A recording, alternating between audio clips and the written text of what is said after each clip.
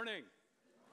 And welcome to Prophetica 2017 to all who have gathered here in Toowoomba's magnificent Empire Theater, as well as to all of you who are joining us from around the world. My name is Casey Wolverton, and I'll be your host throughout the weekend as we explore the future of tomorrow. We'll be hearing from 8 experts on a wide range of subjects, from the latest findings in healthful living research to the future of society in areas like marriage. We'll be hearing several ancient predictions about our planet, including some remarkable insights into world events happening right now. Each presentation will be 20 minutes, followed in most cases with a short question and answer time. Throughout the weekend, there will be musical performances not to be missed, as well as opportunities to speak to the presenters in between sessions. Now, each presentation will be video recorded as well as live streamed, and that will include occasional pans of the audience. If for any reason you do not want to appear on camera for the world to see, we have a designated seating area that our camera operators will never scan, and it's in this kind of back to my left area. Feel free to move to that area at any time today if you do not want to appear in the live feed or the video recording of the weekend. Now let me draw your attention just to a couple of items in your welcome bag. The first is a future events card. If you might want to pull that out, it's just a white card. If you have an interest in any future events related to the topics we'll be addressing this weekend, if you can fill out that card and hand it to anyone wearing a purple Prophetica polo shirt.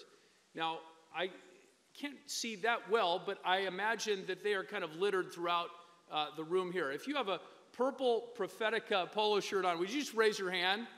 And the rest of you, will you just give them a hand for their willingness to volunteer this weekend? That's great. Thank you. So give that card to them, and we will be running a number of events in the days and weeks and months to come that follow up from some of the subjects that we're going to be addressing this weekend. So you won't want to miss out on those invitations.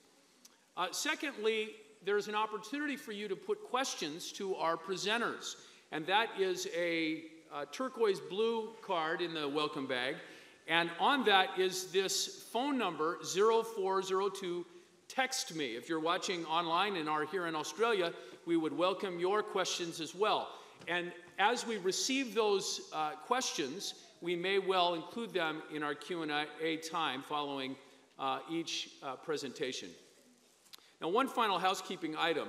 In the case of an emergency of any kind, look up to the Empire Theater ushers, and they will give instructions and leadership as to what to do. The ushers here at Empire Theater are well trained, and they are ready to help in all manner of things, which is why we're so glad that they're with us all weekend. In fact, I wonder if you could put your hands together and thank them for their service in advance. Thank you.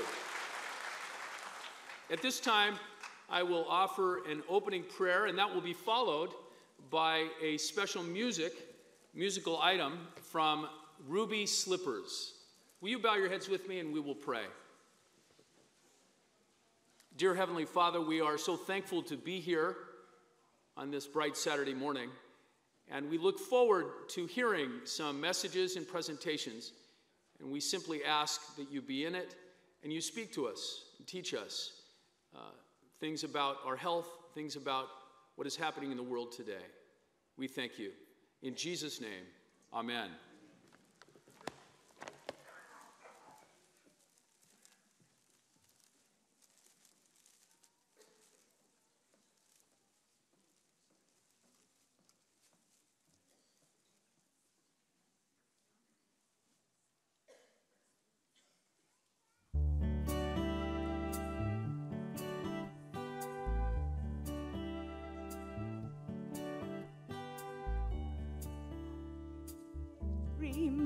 Mother's dream for her little girl,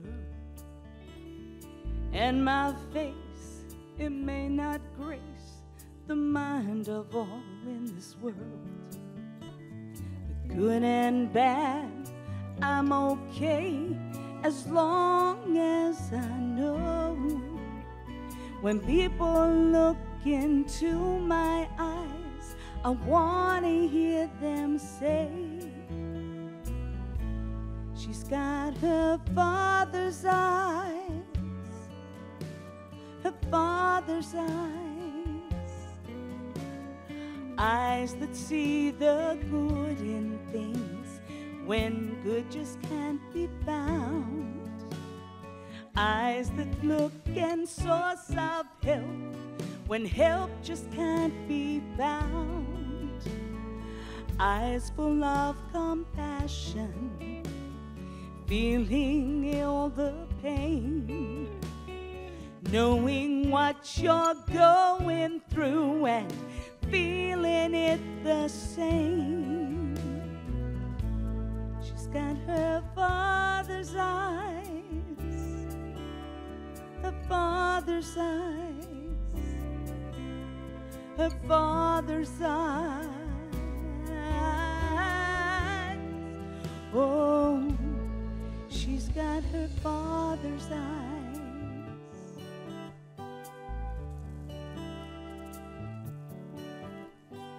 And on that day when we will pay for all the deeds we have done, good and bad, you know that we'll be together, everyone. And when they look at me and say just what I have done, I want you to look in my eyes and say what is right. She's got her father's eyes, her father's eyes, eyes that know good and bad, and things just can't go right, eyes that know the source of help when things are just not right, eyes full of compassion, feeling all the pain, knowing what you're going through, feeling it the same. Father's eyes, my father's eyes, my father's eyes. Ooh, hey, she's got her father's eyes, father's eyes, my father's eyes. Ooh, yeah, yeah, just like my father's eyes.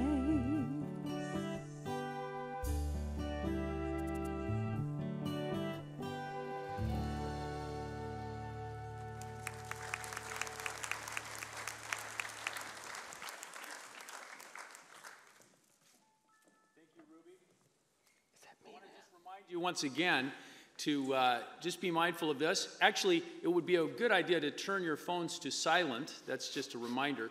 But also this number, 0402, text me. And as the presenter is speaking, you can text us at that number. Don't call the number because it might ring in the back. Just text the number with your question, and we may well field that to our presenter. Now, our first speaker this morning is one of the most respected leaders in Christian media today, a familiar face on television screens across Australia, New Zealand, and the South Pacific region. This internationally acclaimed presenter has produced numerous documentaries on subjects ranging from ancient Bible prophecies to world events to natural health. Ladies and gentlemen, please welcome Gary Kent.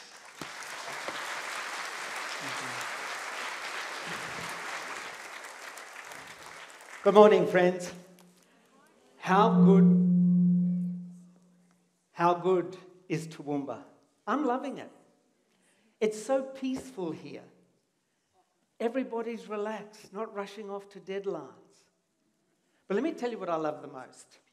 I slept in this morning. I got up, rushed downstairs in a panic, and was told, relax, you're early. You're an hour early. So I took a 10K walk. That's how I know it's so peaceful in this beautiful city of yours. Got back, rushed down for breakfast, same message.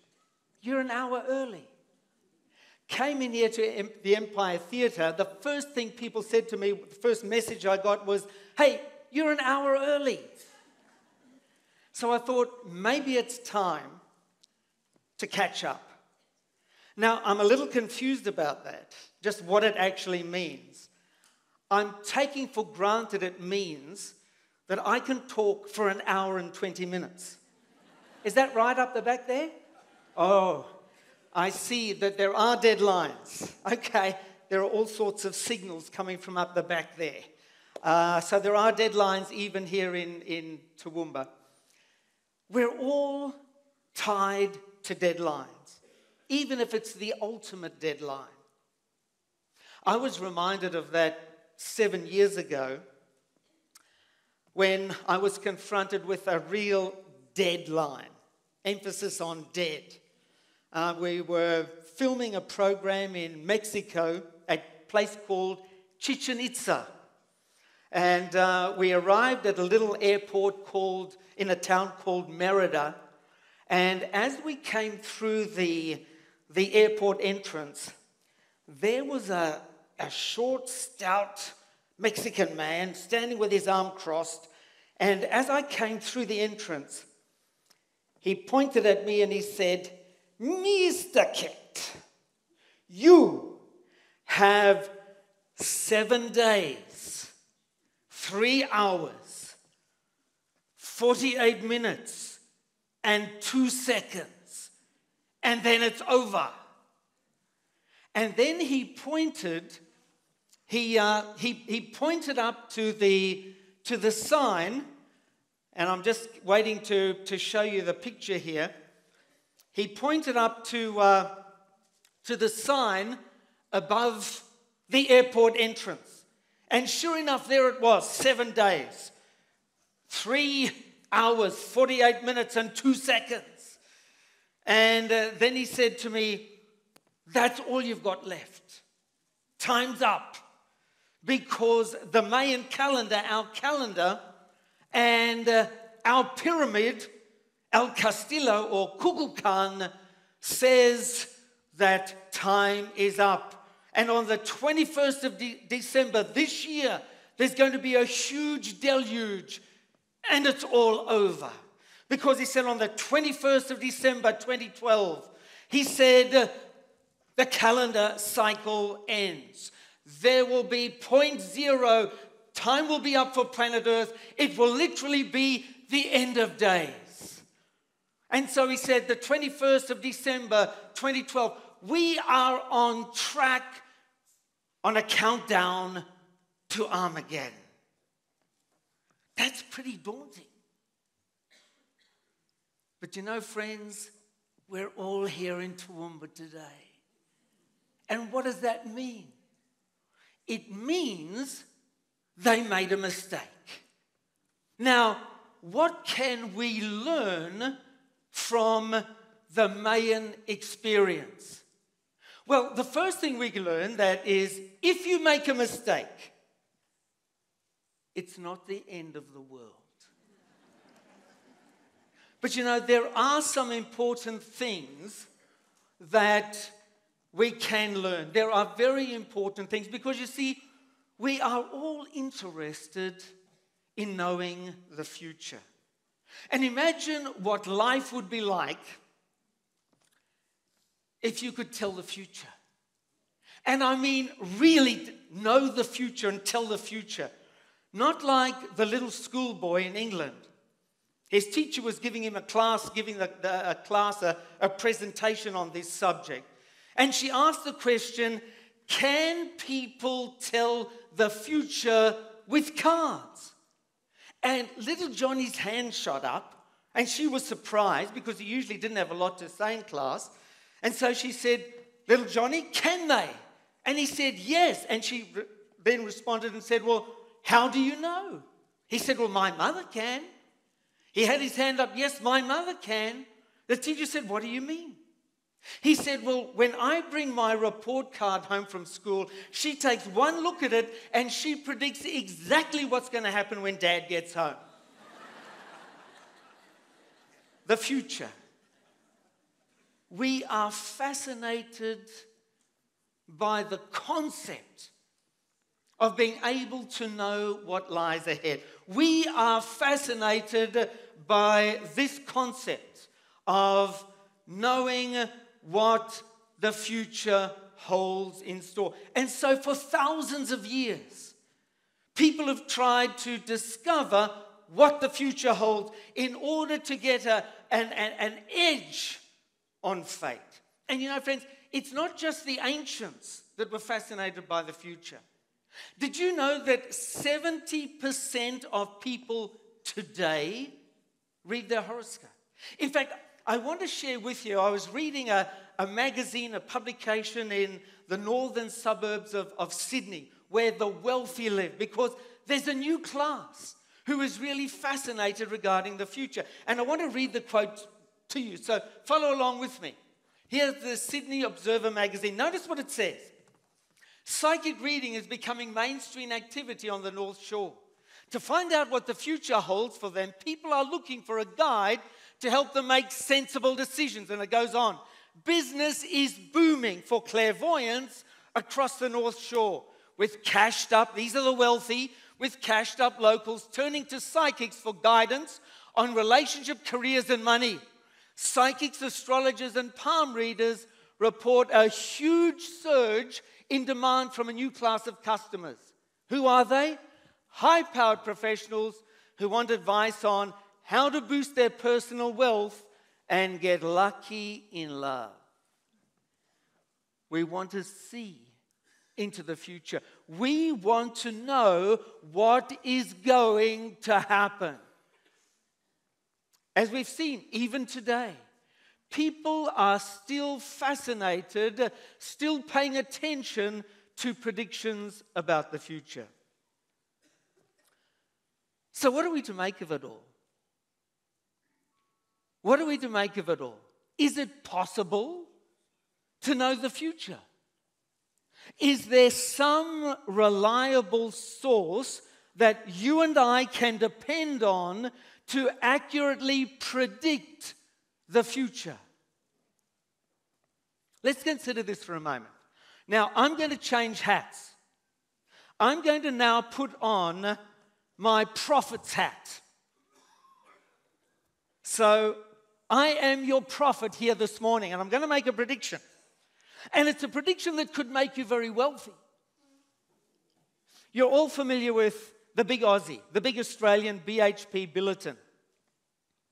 Now, here comes my prediction. And it's simply this. On the 24th of November, that's just a couple of weeks away, BHP Billiton shares will increase by 1,000% for a period of 48 hours only. I'm giving you some inside information here. As a prophet, I'm making this prediction. So that's on the 24th of November. On the 26th of November, BHP Billiton shares are going to return to their original price, and it will be business as usual again. This is a one-off occurrence. It has never happened before, and it will never, ever happen again. Friends, this, from your prophet, is a once-in-a-lifetime opportunity to become wealthy and obtain financial security for you and your family. So here's what you're to do. Raise every cent and buy what? BH Billiton shares. That's exactly right. Sell your house, sell your car, and everything else you own, and borrow as much as you can, and buy what? And buy shares.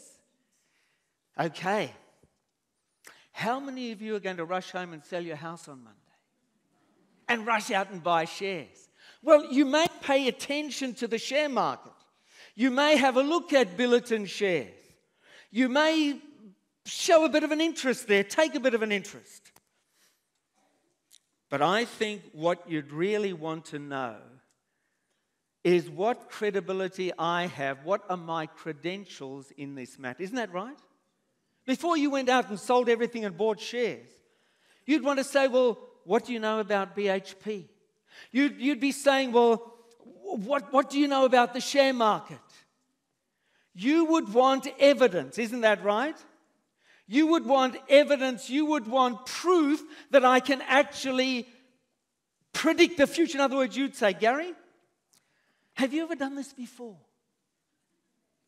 Can you show me a row or a list of millionaires who've gained all their wealth by following your forecasts and predictions? You would want to see my track record in being able to predict the future before you went to that extent, wouldn't you? Sell your house, sell your car, buy all those shares. And my friends, that's the problem with the so-called Mayan prophecy.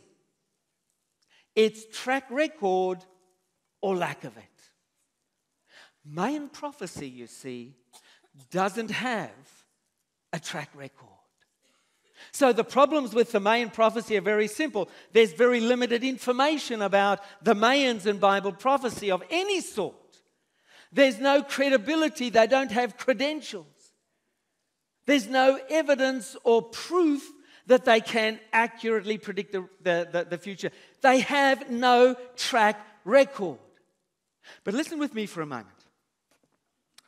What if you and I could find a string of prophecies that do have a track record?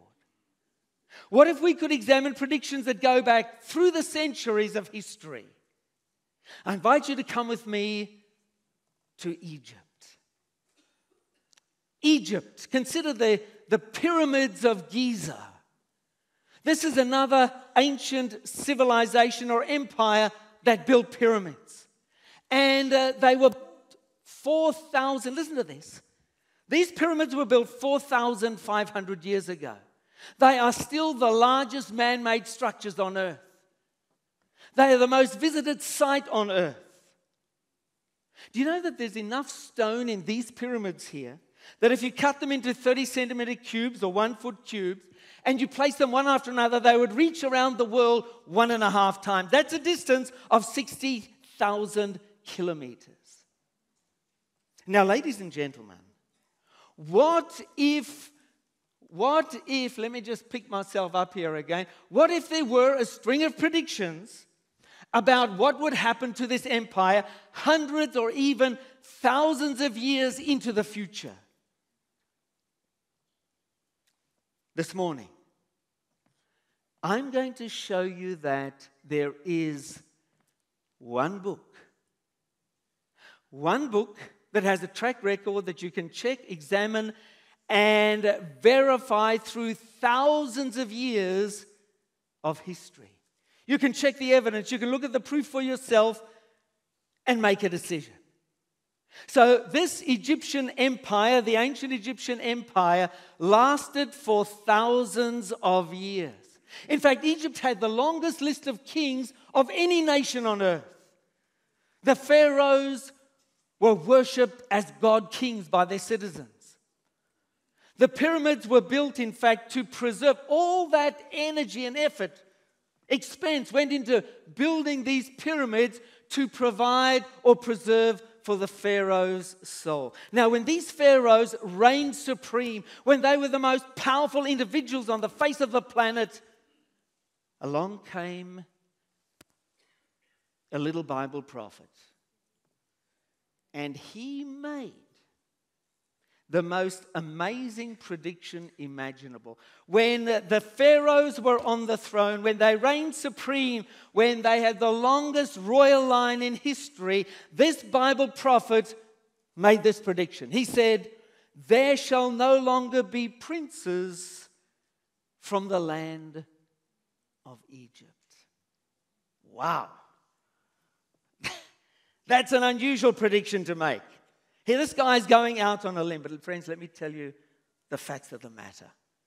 From 500 BC until today, the land of the Pharaohs has not had an Egyptian prince. Since 500 BC, no Egyptian king has occupied the throne of Egypt, not one. Now you might say, well, he just struck it lucky. He just hit the jackpot with that one prediction. Come with me on a journey down the Nile. We travel on a felucca, the same sort of boat that the pharaohs used. As you travel along the Nile, you see a lot of fertile land. It's some of the most fertile territory on the face of the planet. The reason being that the Nile River carries the topsoil of Central Africa all the way down the Nile and then deposits it in the Nile Valley. They can grow 3 crops a year here. And as you travel down, you see all these crops, but there's something missing. Something big is missing. And it's the papyrus reed. The papyrus reed used to grow so prolifically along the banks of the Nile River that there were billions of them. And they became the symbol of, as you can see here, the symbol there in the background of Lower Egypt. The lotus flower was the symbol of Upper Egypt. And it was from these papyrus reeds that the ancient Egyptians made a wonderful discovery. They began to make paper. From the papyrus reed came paper. And they manufactured this paper and they exported it around the world and they became extremely wealthy. But friends, you can travel the banks of the Nile River from one end of Egypt to the other. You will not find papyrus reeds. The paper reeds have gone. There's none there along the banks of the river. What happened to them? When Egypt was the wealthiest nation on earth and made its wealth from the papyrus reed, along came another Bible prophet by the name of Isaiah, and he made an even more amazing prediction. He said, the papyrus reeds by the river will wither, be driven away, and what? And be no more. And friends, you can travel the length of Egypt, you will not find one papyrus reed. They are gone. Come with me to Memphis. That was the capital of ancient Egypt when it ruled the world. You can walk through Memphis. This was the heart and soul of the ancient Egyptian empire. Now, friends, the ancient Egyptians worshipped anything that moved. Crocodiles, hawks, frogs, you name it, they worshipped it. And they built statues or idols to worship their gods. And these idols line the streets of beautiful Memphis. But when you go there today, you find that every one of these statues is broken down, smashed to pieces. In fact, in many cases, because they're all broken up, it looks like a rubbish tip. All the statues are broken and corroded, all in bits and pieces. What happened? When Memphis ruled the world, when Memphis was the New York of the Middle East, the Bible prophet Ezekiel made this prediction. He said, this is what the sovereign Lord says. I will destroy the idols and put an end to the images of where? Of Memphis. He said they're going to end. It'll be no more. And friends, when you walk down the remains of Memphis today, that's exactly what you find. Now you might say, well, Gary, that city is 1,000 years old, 2,000 years old, 3,000 years old. Of course it's all going to be broken up. You know, friends, you can go to other major centers in Egypt, like Karnak. You can go to the temple there and you will find hundreds of statues, of idols still in place. You can cross to beautiful Luxor temple and there you will find hundreds more. You can go down to Abu Simbel and there you will see the idols, the statues still in place. But go to Memphis, there are none there. They're all broken. They're all smashed up. The royal line of Egypt, remember the predictions that were made? The royal line of Egyptian princes is going to stop, the Bible prophet said, and that's exactly what happened. The Bible prophet said the papyrus reeds will disappear, and that's exactly what happened. The Bible prophet said the idols of Memphis will be broken down and be no more, and that's exactly what happened. Now, friends, that's quite a track record, isn't it? That's quite a track record that the Bible has. In fact, there are over 1,000 predictions or prophecies in the Bible, and you know what? They were right every time. Oh, my friends, the Bible with its perfect track record has made amazing predictions regarding the times that you and I live in. Predictions that affect Australia today and throw light on our future. Ladies and gentlemen, I would like to recommend this book to you as a guide for the future. Thank you very much.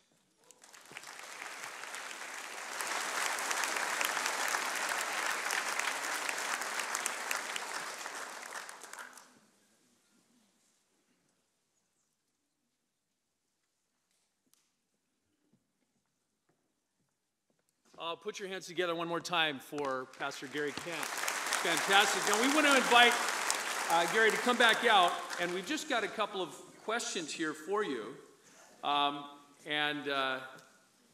Some of these could be curly, others not, but I'm sure you're up to the task. The first question that's come through is there a source where I can find other prophecies of the Bible like this one, all collected together for specific study?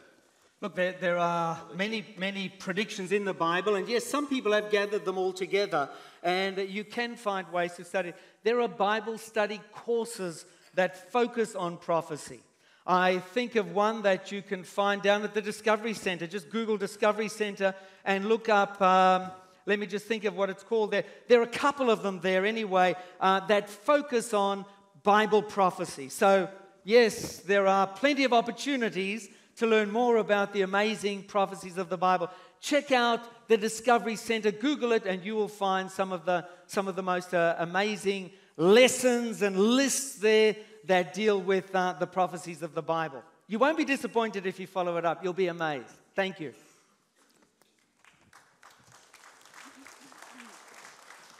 I'm sorry, Gary, we do have one more question for you. I'm sorry. And that is this, and I think this is important.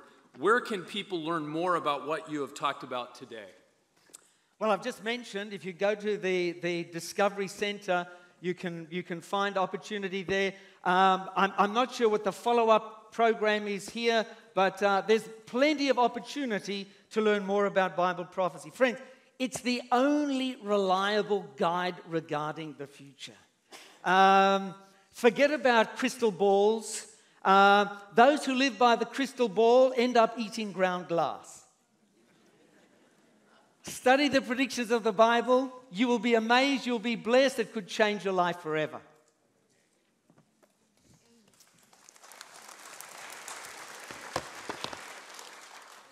I hate to do this to you, Gary, but we've got some more questions for you. Come back out, please.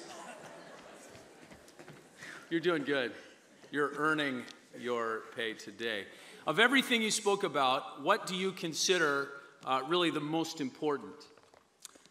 Probably simply that this is a book worth investigating. It changed my life, and I can assure you it'll change yours as well. So that's if you want to take a message from my brief presentation, that's what it would be. Take the Bible seriously. Check it out. As I mentioned to you, it talks not only about ancient predictions, it makes some of the most amazing predictions about the times that you and I are living in. If you want to know what the future holds in store for you and your family, check it out. Check it out. You won't be disappointed. And friends, let me say this. It's not doom and gloom like the Mayan prophecy. These predictions offer hope. Real hope. Hope that will bring you peace of mind and assurance regarding the future. There's good news ahead, friends. Good news. Amen. One more question, Gary, and that is, and this did come through, do you think that what you've shared, this message, will change? Look, I think we've seen that over thousands of years, the predictions that have been made in the Bible have stood the test of time. And I believe that the predictions they make about the future, therefore, will not change, but will be solid, and we can have confidence in those predictions. Thank you. Would you thank Gary one more time? Thank you.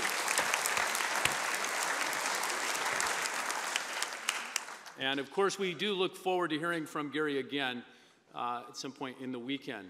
I want to introduce our next speaker. He is a biochemical pharmacologist, and CEO of the Australasian Research Institute. His clinical research seeks to identify how lifestyle and environment, such as emotional stress and diet and exercise, produces change in the body's biochemistry that lead toward either health or disease. Ladies and gentlemen, would you please welcome Dr. Ross Grant.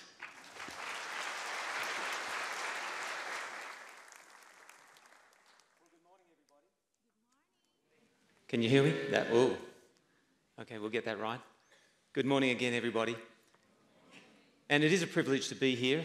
I'm told that when it looks as if I can't see because the lights are in my eyes, I'm in exactly the right spot. So I guess that must be where I am. What a beautiful spot. Now, it's kind of unfortunate to myself, and I feel a little bit nervous for a couple of reasons. One is that being in Toowoomba here, it's almost hard to believe that you guys would have any problem with lifestyle, and particularly as production of disease. I mean, it's just an absolutely beautiful place. And I was born in Brisbane, so I still like to watch the state of origin. Unlike, I did all my study in New South Wales, and it's interesting how much we still hang on to our roots. But what a beautiful place it is. And one of the things that also makes me a little bit nervous is that I haven't seen my chemistry teacher from high school since, now for over 30 years, and he's sitting in the audience.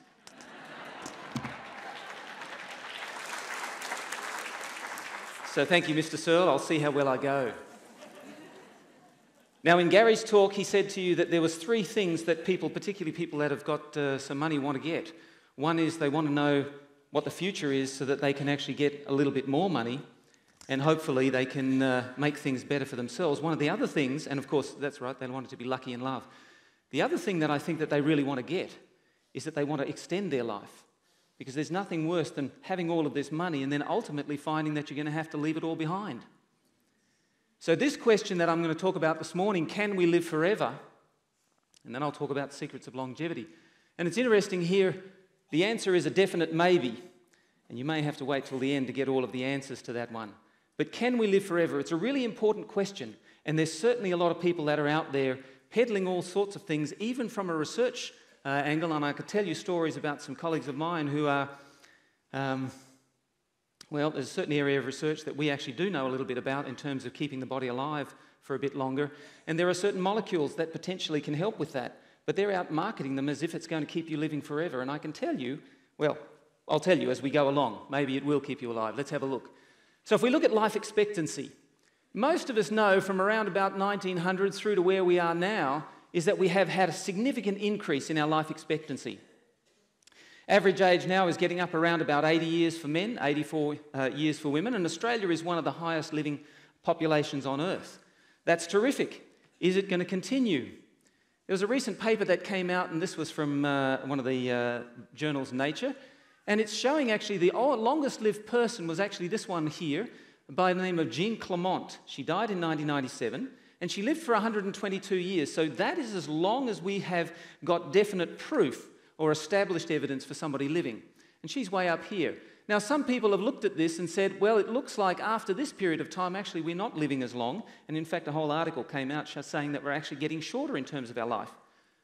But other people argue, no, that's probably just an aberration. We're not really getting shorter. In fact, it may continue to go and we'll continue living longer and longer. What I want to try and do with you this morning is give you some understanding about some of the backgrounds, about how to think about life, how to think about how the body works, and how ultimately we can actually preserve our health, but also potentially our longevity, so that when we look at these sort of things, we can evaluate them.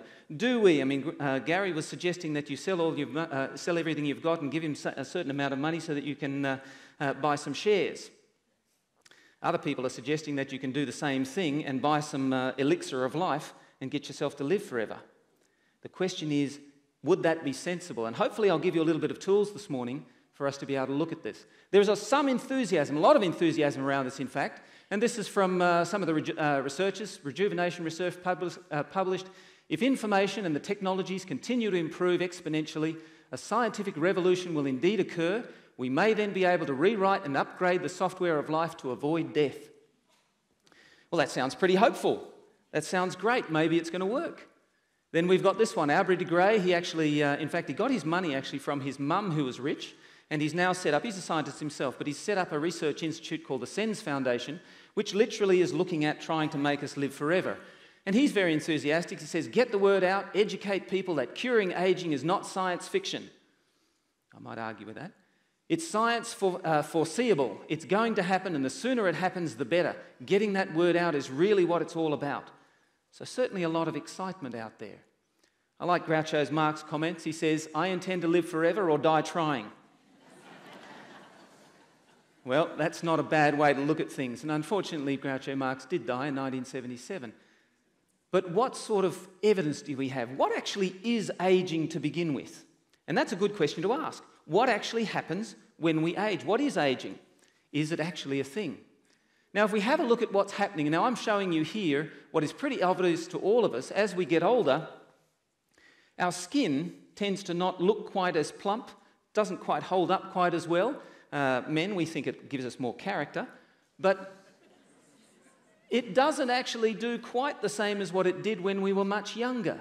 The question is, now this is the largest organ of the body, and so the question is, what's actually happening with it? What's actually producing those changes? Interestingly, the skin actually survives, or at least we have new skin about every 2 to 4 weeks.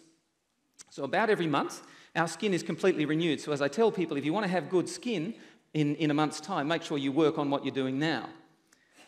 But why is the skin not looking the same for a young person as it does for an old person? And if I were to ask you the question, and it's hard from an audience like this, but if I were to ask you the question, and I've done this with audience, tell me how you could age the skin faster. And immediately people will say, what do? Go out into the sun. And then if I say, well, if you wanted to age your liver faster, what would you do? Well, we could drink some alcohol. And in fact, you can damage both of those by smoking as well. And there's a bunch of other things that you can do that can actually age it faster. So we know we can age it faster. How could we reduce some of that aging? Is it possible for us to do that? And is it possible for us then to be able to maybe extend that, extrapolate to actually live forever? Now, it's an interesting thing. If I have a look at the body, and we have a look at the skin, and we say, well, okay, it's aging. What's actually causing it to age? Well, we've said that the sun does that. Now, the sun does two things on your skin. The sun actually not only damages the DNA. You remember the bits in the middle of the cell? You remember the nucleus of a cell? And the DNA is what? That's got all of the instructions in the cell, doesn't it? If we damage those, then maybe the next generation of cells isn't going to be as good as the previous. Does that make sense?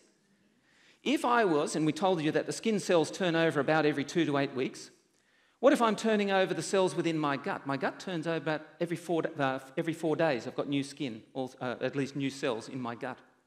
If I'm turning over my blood cells, that's around about, for my red cells particularly, about every 120 days, about every 4 months. And we can go cheek cells around about 7 days. You'll be pleased to know that your fat cells last around about 8 to 9 years. Sorry about that. But let's face it, you can actually stop feeding them, and that may help a number of things as well. But the point is that we're turning our cells over. So really, from one generation, as we're producing new cells, so about every 10 years, you've actually got completely new cells. Now, there are some long-lived cells within the central nervous system, but we'll leave that aside. About every 10 years, you're virtually a new person. Do you look the same today as what you did 10 years ago? Now, I like to tell people only 2 people look the same. One is my mum, the other is my wife. But for the rest of us, we all look a little bit different. So the question is, what's happening? If we, from one generation of cells, when they're making the next generation of cells, when the body's making the next generation of cells, if we make exactly the same, will they look the same? You would. If you were getting the one generation of the cells and the next generation were exactly the same, you would look exactly the same. But there's something that's happening within the cells that's actually causing them to degenerate. What actually is that? Let's have a look. So why do we age? We start off, we know we've got bodies. And within those bodies, we know that that's made up of organs. Underneath the organs is tissues. Then we've got cells. And of course, in that cell, there's the DNA sitting in the middle. Now, if we have a look at that DNA, you can damage that DNA. We've seen that when we actually get sun damage. Has anybody here, and I'm talking to Queenslanders, has anybody here peeled? You go out into the sun and you end up getting that all coming off. Well, that's actually because you've damaged the DNA so much. And let me just come back with that. Here we go. You've damaged the DNA so much that the cells themselves have actually died. They've actually done a little self-suicide. And they haven't been able to repair themselves. Now, if from one generation to the next, you actually accumulate a little bit of damage within the DNA, it carries on to the next generation, doesn't it? And as you carry that on to the next generation, that next generation of tissue that it's making up, whether it's skin, heart, liver, lung, etc., that next generation isn't going to look quite as good as the previous generation. Does that make sense? Okay. So if we're going to stop our aging process, we've got to be able to somehow stop that DNA damage. So it's an accumulation of cell debris in the cells as well as direct damage to the cells. These can actually cause the damage that prevents our cells from actually producing themselves in exactly the same way as they would have done when we were younger. So what's damaging that DNA? Well, we all know about these things called free radicals. Now, free radicals are bad. There's another term for it. If we say free radicals are doing damage to a cell, we call it oxidative stress. Everybody knows about psychological stress. Well, this is oxidative stress, and in fact, psychological stress gets turned into oxidative stress. And it's free radical damage that accumulates in the cell. If you produce, or at least if you have too much energy coming into the body, in other words, you're eating too many calories, you'll produce lots of free radicals. If you take on toxins that come in, and we all know about pesticides and things like that, if you switch on the immune system, now we all know we need the immune system for some things, but if we keep the immune system switched on, it's like having an army. And the army's there shooting away, getting rid of all of the invaders, but have they damaged the city themselves? They have. And that's the same with your immune system. You don't want it switched on. It does lots of damage. And then when you've got all of that damage, if you don't remove it, the same way as if you don't remove the rubbish from your house every week, give it a little while and your house will start to stink and it'll start to sort of be a pretty unpleasant place to live in. Well, that's the same sort of thing with cells that, you've got the damage in the cell, but you can't get rid of it. You need to be able to get rid of that. And that's an important part of the aging process. Now, the great thing is that, not quite yet. The other things, we talked about the sun. We've got things like x-rays. You don't want to go along and have an x-ray every week. There's reasons why that's not good for you. There's even some quite toxic elements that could come even through things like, the headache tablets, things like paracetamol. They can actually produce quite a toxic intermediate that can, in fact, do a lot of damage to the liver if you take too much. And then, of course, I talked about pesticides. Now, fortunately, we have in the body things like antioxidants. Now, I'm just setting you up so that you can understand where how the damage is coming in and how we might be able to protect it later on. So, antioxidants in the body has a number of them themselves, but you can actually eat antioxidants. In fact, you can also eat things that do a lot of damage to the body, things that cause free radicals. So if we have a look, there's another thing that people talk about. Now, it's interesting that this particular one called telomeres, these are actually sitting at the end of our, those long bits of DNA. We want to look after them. They're arranged into things called chromosomes. Now, there's no test on this. You don't have to remember it. But just letting you know, and people, when they're talking about aging research, they'll talk about telomeres. We don't want our telomeres to get short, because if they get short, our cells stop dividing. And unfortunately, then, the cells aren't available then for us to, unfortunately, we'll pass away. But, so we want to keep our telomeres long. Now, it was an Australian researcher that actually came up with and was looking at the telomeres a number of years ago, got a Nobel Prize for it. But they sit on the end of our DNA, on the end of these chromosomes. And unfortunately, fortunately they protect the chromosomes, they protect the parts that we want to sort of get the instructions from. But if we damage them by free radicals, they'll get shorter and shorter and shorter, and unfortunately aren't protective, and eventually the cell can't divide anymore, and it will die. So increased free radical attack, this oxidative stress, shortens telomeres. So you really don't want free radicals coming into the body. They're negative things. So when telomeres get too short, the cell stops dividing, and unfortunately, that's that aging process.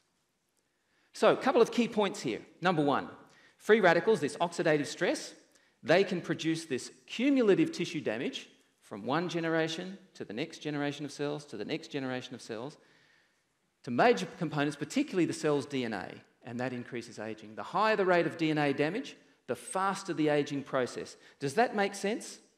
The more you're going to damage your DNA and the less you repair it, the faster you will age. And you can age different tissues faster. We know we can age the skin faster, we can age the eyes faster, we can age the liver faster. But the more DNA damage we have, the faster the aging process. So, we really want to stop aging. How do we do that? Well, prevent all the damage to the cell if we can, or perfectly repair all the damage to the cell. Now, is it possible to do those? Preventing all the damage or perfectly repair all the damage? Well, there's a bunch of things. Stem cells. You can put cells into the body. Is it possible, do you think, that you could put a stem cell that would ultimately make all the different parts of the body?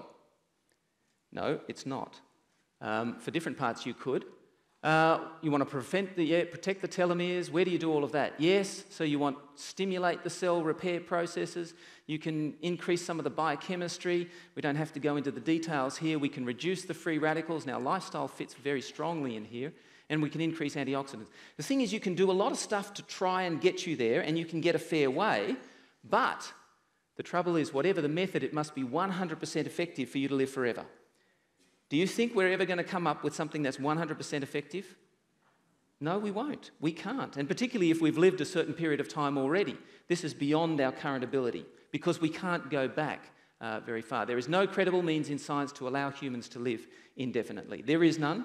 People can talk about it. They can take your money for it. And if you want to pay for it, that's okay. But unfortunately, there is no credible evidence for it. Now, there's a man who, now he changed his name to FM 2030, born Feridun M. Esfandiari, but changed his name to reflect his goal of living to be 100 by the year 2030. He has also predicted that in 2030 we will be ageless and everyone will have an excellent chance to live forever. 2030, he says, is both a dream and a goal. Now, unfortunately, he died at the age of 69 from pancreatic cancer. It is very sad, and it's sad to see people who pin their hopes on something which is unfortunately a dream which is not likely to be realisable. I could tell you other stories about people who are freezing themselves in different parts of themselves, and sadly we don't have time, but that truly is not something that is going to happen, and it's possible. So immortality is unlikely, but longevity is definitely possible. And not just living a long time, but living a healthy long time. Let's have a look at some of those. The oldest populations on Earth. Dan Buettner came up with these, sponsored through the National Geographic, and the first one was published in 2005. He's since published a book, and then he's had a recent thing come out for the Blue Zones in 2016. Now, it was interesting that when he looked around the world, and he was looking at the oldest populations on Earth, and he looked at Okinawa, Japan, they seem to be the oldest, and Sardinians, these are the original ones, and then in Loma Linda, California, particularly the Seventh-day Adventists, were the ones that were identified as the longest-lived populations on Earth.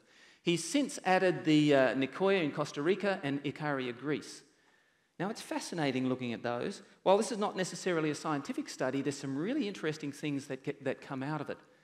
The people inhabiting these blue zones share common lifestyle traits that contribute to longevity. There's psychosocial health. They have a purpose in life. They interact well with the community, they have a religious affiliation, family put ahead of other concerns, people of all ages are socially active, they don't separate the young from the old, all ages are interacting well together, there's intergenerational connection, and they all help to make time for rest. We'll talk about that a little bit later on in one of the other talks.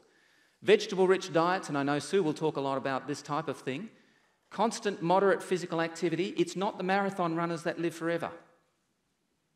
Well, some may, but you don't have to be a marathon runner to live forever. It's that constant physical activity, keeping the body alive, keeping it working, keeping it stimulated. I'll talk about that later. And eliminate smoking. So not just long life, but healthy long life. There was up to a threefold greater level of disability in people with 2 or more poor lifestyle habits. Now, if they didn't have the good habits, they would have some bad ones, and we could list some of those. In other words, they sat down most of the day, they had high-calorie, nutrient-poor foods, etc. They might have smoked or drank a lot of alcohol. So these habits, if they had 2 or more of those, they were threefold greater chance of having some level of disability. So not only do people with poorer lifestyles experience an accelerated decline toward death, but they also have greater levels of disability before death. Risk data appeared to be greater, in fact, interestingly enough, in women than in men. So if we have a look at what actually helps us to live a long life, how do lifestyle choices increase our longevity? And you know, these sort of things are always terrific if we were a little bit more interactive. Positive outlook. Now, I'm going to be talking more about this tomorrow, but if we have a look at positive outlook, what does a positive outlook do? If we think negatively about things all of the time, what are we doing? we're actually creating stress for ourselves. And if we create stress, one of the things that stress actually does is it actually stimulates our body to be hyperactive. So we stimulate a couple of different pathways. One of them is what we call the pituitary, hypothalamic, or hypothalamic pituitary adrenal axis. You don't have to remember that. But it stimulates our adrenals. We get lots of stress hormones. And as a result, our bodies are up and they're feeling as if they should be doing something. But what is most of the time when we're stressed? And I can tell you, if I've driven to work and just drive to work in Sydney, I live 16 kilometres away from where I work, and it can take me an hour to get there. And sometimes more. And you can imagine the sort of stress sitting there, particularly when you've got things to do. And what am I doing? I'm stressed. But normally when you're stressed, what the body wants to do is actually do something physical. But I'm sitting in the car, and while I might feel like doing something physical, I'm not allowed to. And so by the time I get to work, I'm stressed, but what do I do then? Mostly sit in front of a computer.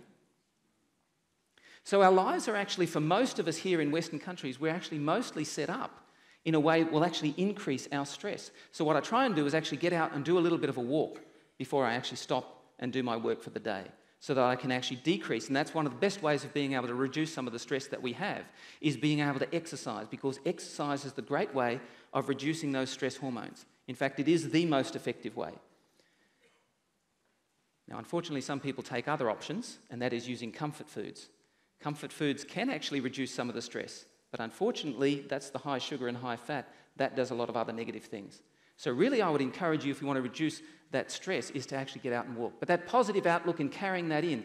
As somebody said the other day, the reason why I have a positive outlook is because it just may come true.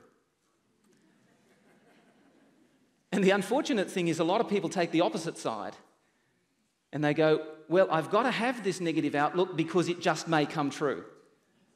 And it may not. So you may as well have the positive outlook and at least enjoy it.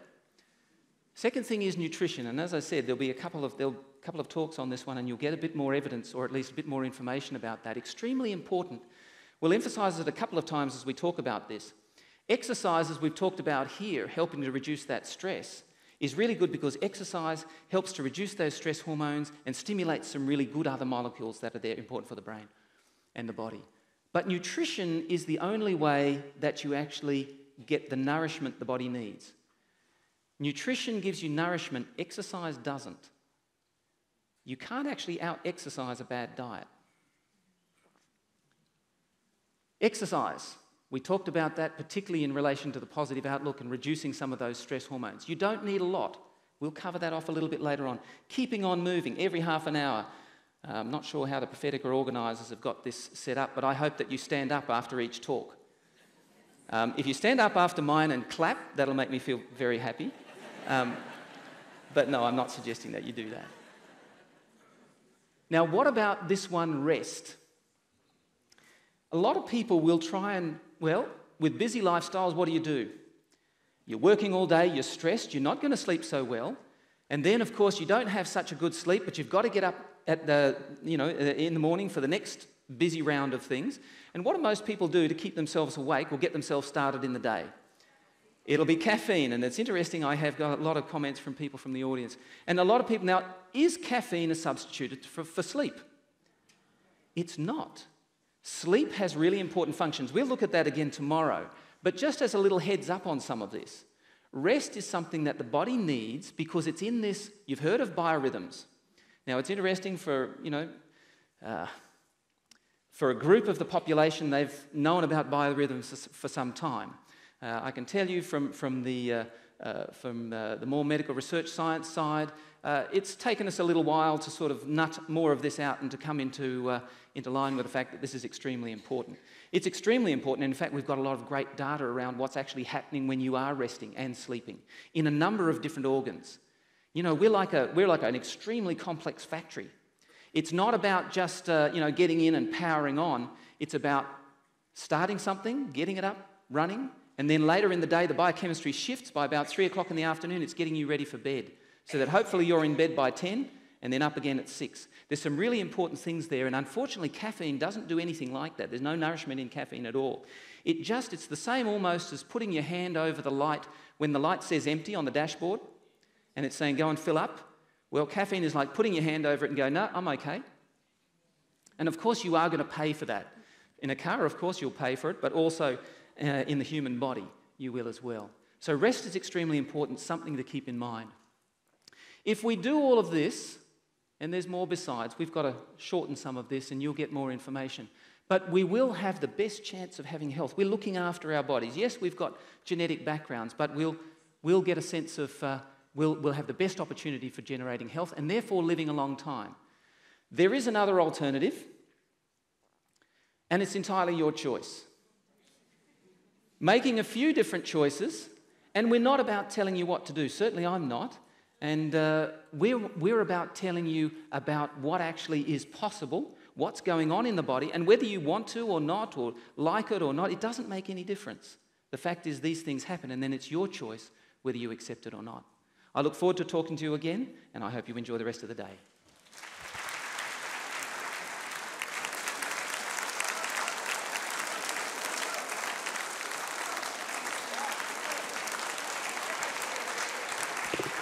Hey, Ross, you better come out here and see this. It's very nice. You may be seated. We're going to ask Ross a couple of questions. We're running ahead of time, so come on out, Ross. They gave you a standing ovation. Yeah, no, I appreciate it. No, I set them up for that one. Well, that's impressive. Thank you very much. Just a couple of questions. Actually, several questions have come in, so I'm going to pick and choose here. We've got 5 minutes. What would you recommend for shift workers in regards to rest and avoiding caffeine? Yeah, absolutely. And I get asked this question a fair bit. And of course, working in a hospital environment, it's a really good question. Shift workers, if you're on permanent shift work, you can actually shift your biorhythms by making sure that you know, when you get home, in fact, you put sunglasses on so you don't see the sun as it's coming up if you're driving home as you're coming home. Pop sunglasses on, hopefully you won't crash. That's only if the sun's coming up. If it's not coming up, don't put them on. I'll let you work that out. But yes, you don't want to get the stimulation, particularly of that early morning sun, which does stimulate certain parts of the brain, which wakes you up again. And then when you get home, you would go into a darkened room and make sure that, you know, as far as possible, the sounds are you know, you're not distracted by them, so that you can get yourself into that biorhythm, and then you can wake up appropriately, hopefully 7 to 8 hours later, and then carry on with the rest of the day. So if you're a permanent shift worker, it's much easier. If you're somebody who is, you know, as most people in different types of working environments, if they are doing 24 hours, they do have to get into, sometimes you're on 10 days of one type, and then you're a week of another type. And you still need to try and do the same thing, but it usually takes about 3 or 4 days to get into it. The worst thing you can do is to do caffeine. We've just actually published a study just this last week, where it actually, because we were looking at some of this and things that cause oxidative stress, and caffeine is actually one of the ones that came out as our top 7. We were surprised. We didn't expect to see that. And I think that it's a lot of the oxidation and it's driving the body in the wrong kind of way. But yes, I know people need to stay awake. The best thing you can do is try and eat regular meals during your night shift. Now, that's not eating all the time, but the regular meals, and drink lots of water. And if you can do it, do some healthy juices. It is actually, there's good reasons why that's actually good for you. There's a lot of polyphenols and various other flavonoids that are in there that actually help to reduce some of that oxidative stress which you'll be generating during that. More detail I can give individuals if they want to ask me. Here's another question. What do you mean by having the immune system switched off? Can you explain further, please? Yeah, so the immune system is always there to survey the body, and it's functional all the time. And you know, we have, you know, one part of the immune system that produces antibodies, and we've got another part of the immune system, you know, the cellular immune system, where we have macrophages doing all sorts of things. And it's very complicated as to how it sort of interacts with every cell in the body and sort of hopefully identifies the bad things. But the immune system switched on for 2 reasons. One is it wants to fight invaders. The second thing is it wants to clear away debris. Now, that's good, but it's the same sort of thing, as I said, as if you've got an army coming in to clear away, let's just say we've had a cyclone somewhere, and so the army comes in to help clear away all of that rubbish. That's fine, but if the army and the army trucks were continuing to sort of roll around the streets after all of that is cleared away, or you kept damaging it and therefore you kept having them come in with the big machinery and the trucks and whatever, you eventually continue to keep doing damage. So you really, the immune system, like lots of other things in the body's got ways of switching them on and then very quickly switching them off. It's got off switches. So you want to have both of those happening so that you're on for a short period of time, switch it off. On, switch it off. That's how the body likes to work. The trouble is that often with the way we live, we don't have very strong off switches. Now, some of you will know about omega-3. It's a little bit more time than we've got here. But these are actually very powerful off switches. And we tend to find that we have lots of things that drive our inflammatory activity because we're driving damage to the body. And that is, unfortunately, things like high sugars, high fats, high red meats, these type of things. It's all very significant there in the literature. And certainly alcohol, as I mentioned, caffeine. But the off switches, things like the omega-3s, the greens, veggies, a lot of those will actually help switch it off. So you do want to be able to get those in balance, and you do need to keep them in balance. Thank you. Would you put your hands together and thank Ross Grant once again? And we look forward to hearing from you again.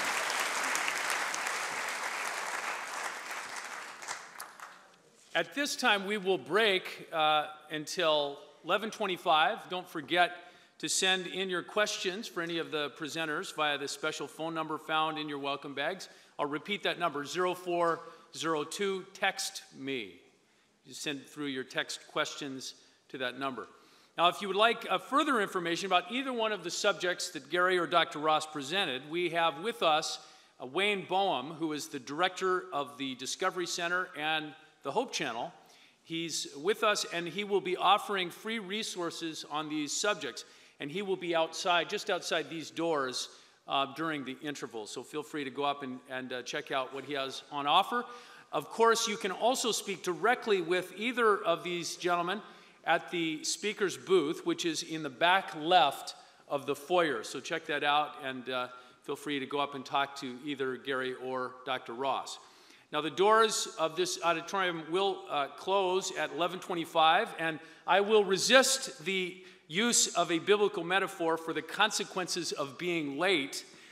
Nevertheless, the program will recommence, and if you are late, you'll need to shuffle in from the back and take whatever seat is available, and you'll be doing that in the dark. So please be mindful of the clock and come back in plenty of time to take your seat. Thank you very much.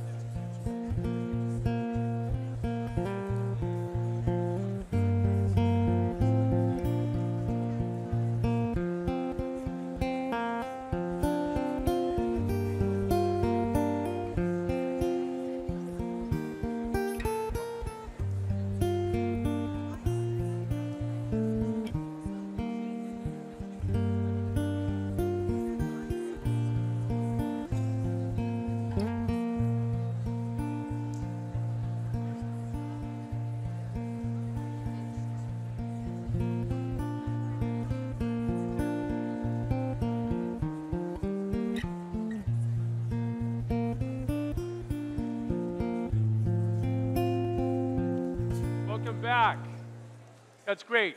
Thank you for coming in, and please take your seats. I want to thank Josh Cunningham. Would you put your hands together and thank him for that beautiful music? Josh is going to be sharing a full session, I think tomorrow, as well as sharing a bit of his story. So wonderful to hear his music.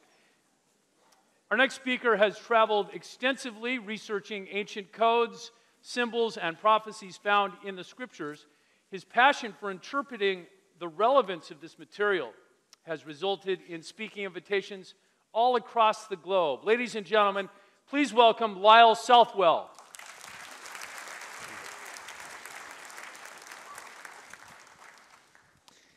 It almost seems counterintuitive that archaeology could do something that would reveal the future. Archaeology, after all, being the science of studying that which is the past. However, when we come to the subject of archaeology, we find that, and we'll just try and get my slides happening here, we find that archaeology, or history I should say, history is the foundation of prophecy. Prophecy is the foundation of rational faith, and archaeology is the foundation of history. And so we'll just, my clicker is not working here. Okay, if we go to the next slide, and the next slide. Okay, there we go. We're up and running. When we consider faith, we find that faith comes from a number of different perspectives. There is rational faith, there is experiential faith, and experiential faith is very, very important for everybody who is a Christian, but for a non-Christian, experiential faith is something that they have never experienced, and so it often leaves them feeling rather cold. And so as a result of that, we have prophecy, and the Bible outlines prophecy as the foundation for rational faith, giving us a rational reason to believe in the Bible and in Jesus Christ. Let's try this again. Here we go. So archaeology provides scientific, empirical evidence for rational faith. And we're going to look at how that works as we go through here this morning. I'm going to share, as I begin this passage, from 2 Peter chapter 1. The Bible says, or Peter says, we have not followed cunningly devised fables when we made known unto you or revealed to you the power and coming of our Lord Jesus Christ, but we were eyewitnesses of His majesty. And so Peter comes along and says, okay, here's what I'm going to share with you.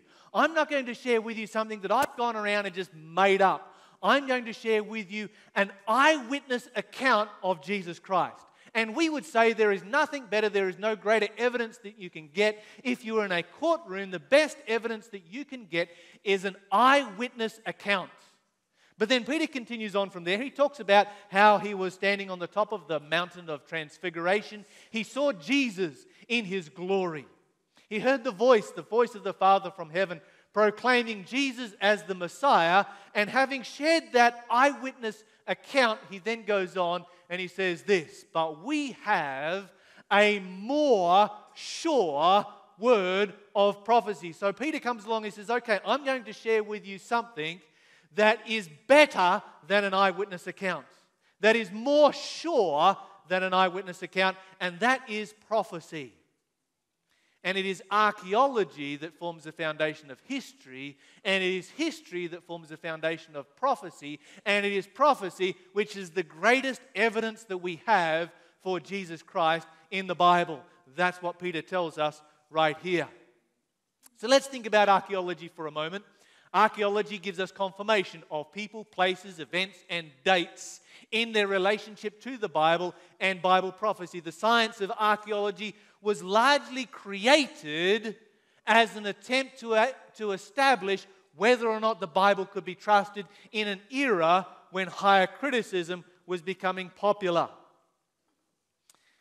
However, archaeology exists under a number of limitations, and often when we think about archaeology, we don't always consider the limitations that archaeology exists under. First of all, only a fraction of the possible sites have been detected or located. And out of all of those sites that have been detected or located, only a tiny fraction of these have ever been excavated. Only a fraction of those sites excavated have been excavated to any real extent. So typically when you excavate a site, and this is one in Lakish in Israel, you'll see that there are a few trenches here and there. It's considered to be a very well excavated site. You can see that most of it has not been excavated. And so typically a small trench is dug and conclusions are drawn from that. Only a fraction of the evidence survives in the ground. So unless something is made out of stone or clay, ceramics, etc., or sometimes metal if it survives, those are pretty much the only kinds of things, woods, textiles, text, etc., all disappear in the ground. Only a fraction of what has been excavated has been thoroughly examined or published, and only a fraction of what has been examined and published makes any contribution to biblical studies, because most of the archaeology that is taking place in our world is not taking place in an area where it's applicable to understanding the Bible and understanding more about the Bible. And then finally, once a place has been excavated and discoveries have been made, it is then incumbent on the archaeologist to write preliminary reports, then do detailed studies on certain highlighted finds, then make final reports, and eventually you get to read about it in a magazine somewhere. And what is remarkable is that when such a minute amount of the possible information that can be extracted from archaeology has been excavated in relationship to the Bible, is how much of the Bible we have been able to confirm through archaeology. Over 100 names of individuals we have found and been able to confirm their existence in the Bible. Hundreds of people that we thought of in the past that may have just have existed in myth, we now have been able to literally dig their names up out of the ground, but not just names of people, but events and so many other things that we once thought of as just myths. You can think about the Hittites, for instance, who were considered to be a myth, and we have now found through archaeology that they were a great world power. Sometimes people come to me and they say, well, there's no evidence for this and there's no evidence for that in archaeology, therefore I don't believe in it. Well, that's a really strange argument to make. It hasn't been discovered yet. People said that before the discovery of the Hittites, before the discovery of Belshazzar, before the discovery of King David, and so forth. We could go on and on and on down through the list. You don't make an argument based on what has not yet been discovered. Just running through very quickly some of the things that we can confirm, some of the prophecies that we can confirm from archaeology. Babylon. The Bible says Babylon would be like Sodom and Gomorrah. The city would never be inhabited again. Tents would not be pitched there by the Bedouins. Sheepfolds wouldn't be built there. The ruins would be infested by desert creatures. The stones will not be removed for other projects, and the ancient city will not be frequently visited. The site will be covered with swamps and with water, and archaeologists have been able to dig up Babylon and find out that this is exactly the history of what took place in relationship to Babylon. You can go to the city of Tyre. The Bible says that Nebuchadnezzar would destroy Tyre, that many nations would come up against it, that the debris of the city would be thrown into the sea, that Tyre would be made bare, flat, scraped like a rock, and fishermen would spread their nets over the site. And here you can find where Tyre was here, the main city here, and of course their fortress on the island here, and Alexander the Great scraped the entire city back, bare like a rock, threw it into the sea to be able to come out here and conquer the island fortress that was there. And of course there is very little left there on the island today, but a few ruins. We've already talked about Egypt and the prophecies in relationship to Egypt and how archaeology has been able to confirm those prophecies. We can think about individuals named in the Bible, individuals like Cyrus, and here we have the famous Cyrus cylinder, well known in archaeology. The Bible prophesied his name, his occupation, that he would be raised as a shepherd. The reaction of Belshazzar when he attacked the city of Babylon, Belshazzar's fear. The method of his victory over Babylon, that the gates would be left open. The Bible prophesied his treatment of the Jews and his attitude towards the temple, and archaeologists, when they dug up the Cyrus cylinder here, found the account written by Cyrus himself. And so over and over and over again, what we find is that archaeology is confirming what the Bible says in relationship to events that have been prophesied. But these are all events that have been prophesied in the distant past. Events that we can go back and we can see that they have been fulfilled. And as we see that they have been fulfilled, it gives us rational evidence to believe what we have in this book right here. We don't have to go by some vague, warm, fuzzy feeling. Now, I'm not saying that a warm, fuzzy feeling is not a good thing, and many of us experience on many occasions that intense, close, personal relationship with Jesus Christ, and we should have that. But we should also believe, not because we just believe because we believe, but because we believe, but because we have solid, rational, empirical evidence for our faith. And prophecy gives that to us, and history is the foundation of prophecy, and archaeology is the foundation of history. We can look at this prophecy, and we're going to look at it in more detail as we go through, so I'm just going to touch it very briefly. Europe, a prophecy by Daniel, where he outlined 2,500 years of history of our world, right through past our day, still being fulfilled right now. And now we're able to discover so much about Daniel's time and the events from the book of Daniel and confirm the historicity of the book of Daniel through archaeology. While we're on the subject of Daniel, I want to share one of the greatest prophecies very quickly with you that you'll find in the book of Daniel. In Daniel chapter 9, in fact, Daniel chapter 8 and Daniel chapter 9, you have the longest time prophecy in the Bible. It spans 2,300 years, nearly 2,500 years that prophecy spans. And in Daniel chapter 9, I'm going to turn over there very quickly and just share with you a couple of stunning observations and how archaeology has brought this prophecy to light. You see, Daniel chapter 9, Daniel gives the greatest messianic prophecy that there is in the Bible. You can read it right there in chapter 9 and verse 25 where he makes this statement. He says, "Know therefore and understand that from the going forth of the commandment to restore and to build Jerusalem unto Messiah the Prince shall be 7 weeks and 62 weeks." He begins here by giving us these two time periods here, 7 weeks and 62 weeks. And a day in Bible prophecy symbolizes a year. And so we can say, well, 7 weeks is 7 days, that's 49 years. 62 weeks is 434 years. You've all got a calculator in your pocket. You can add that up very quickly. That's going to give you 483 years. And he tells us in the clearest possible language that from the going forth of the commandment to restore and to build Jerusalem unto Messiah, it will be this particular time period here. Well, how do we find that commandment? How can we test whether this prophecy is true? You see, if you go back to the previous verse, in verse 24 it says 70 weeks. And so it gives us a longer time period here, cut off for Daniel's people. That's the Jewish people. To finish transgression, to make an end of sins, to get their act together with God. And to bring in everlasting righteousness. And to make reconciliation for iniquity. That's what Jesus did. It continues on to seal the vision and prophecy and to anoint the most holy. And so God comes along and he says, I'm going to give you a prophecy. And this is a portion of a prophecy that is 2,300 years long. He says, I'm going to cut this portion off. And I'm going to give you a number of specific dates that are to be fulfilled in the future. And the fulfillment of those dates as they extend into the future will be the seal, the guarantee of the fulfillment of the longer prophecy so that you can trust in it.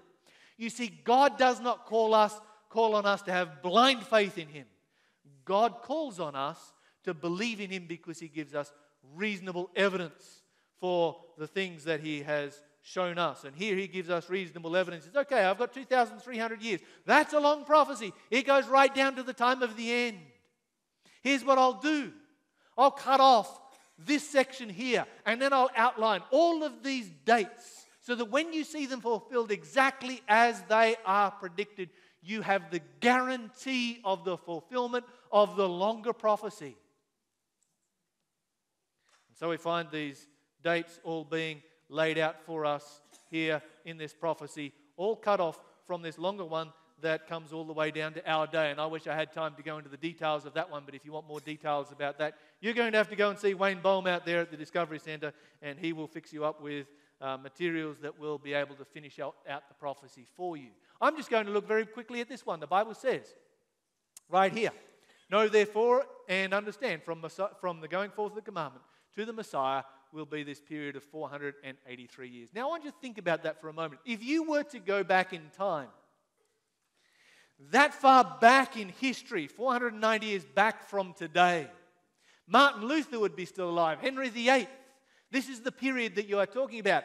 And do you think that you could have, if you were living in those days, given us exact events, exact dates for events that were happening today?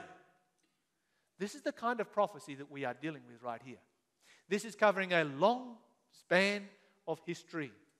And so how do we find this decree right here to restore and to rebuild Jerusalem? Well, we find that decree recorded in the book of Ezra chapter 6 and Ezra chapter 7, where the Bible tells us that this decree was made, and it gives a copy of the decree, in the 7th year of the reign of Artaxerxes. Well, that's not going to do us any good because we don't know when Artaxerxes reigned, except that when we go to study the history and the archaeology of the Persians, we find that the Persians were not like us.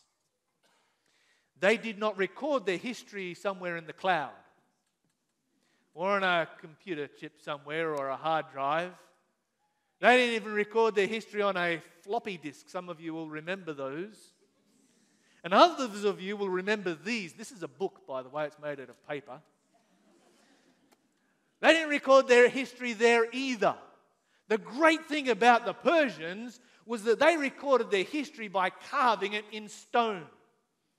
This time last year, I was in Iran, looking at those carvings right there where they had recorded their history and seeing where they had written it down. And as a result, it hasn't just disappeared into the cloud. You know how it happens.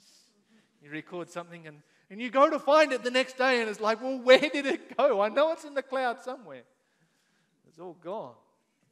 No, it was easy to find. You just go up to the cliff face and it's, oh, there it is. It's all written down. It's still written down there 2,500 years later. That's the great thing about the Persians. The other great thing about the Persians, of course, is that not only did they carve their history into stone, they were very keen astronomers. And so this was obviously linked with their religion. They were keen to see what was happening in the night sky. And they linked the events of the reigns of their kings to the things that they saw in the night sky, the events that were taking place, the comets and eclipses and so forth that were going past. And astronomy being an exact science, we have an exact chronology of the Persian kings. And because of archaeology, we know exactly when this date is. That gives us right there, the date 457 BC. And if you move forward from that date, you find this stunning fulfillment right here, where 49 years later, the decree, Jerusalem is finished being rebuilt. Then it says it would be another 434 years to Messiah the Prince. And I know that you are all sitting there saying, whoa, wait a minute. Stop right there. Jesus wasn't born in 27 AD. The prophecy has failed. The Bible is no good. We can't trust it because that's not what happened. Friends, I want you to notice the specific language that the Bible uses, because the Bible speaks in the book of Daniel about Jesus Christ in a number of different places. And it calls him the Son of God, it calls him the Son of Man, but this time it calls him the Messiah. And the word Messiah means the anointed one. And when we go back through history, we find that in 27 AD that Jesus was anointed by the Holy Spirit as Messiah at his baptism. Right on time. Exactly as the Bible had predicted it would take place.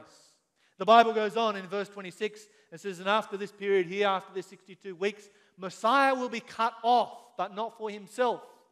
It continues on, it says, he will confirm the covenant for 1 week, and in the middle of the week, he will bring an end to the sacrifice, the sacrificial system, and that's exactly what we find happening. 27 AD, 3.5 years later, what takes place? Jesus dies for our sins.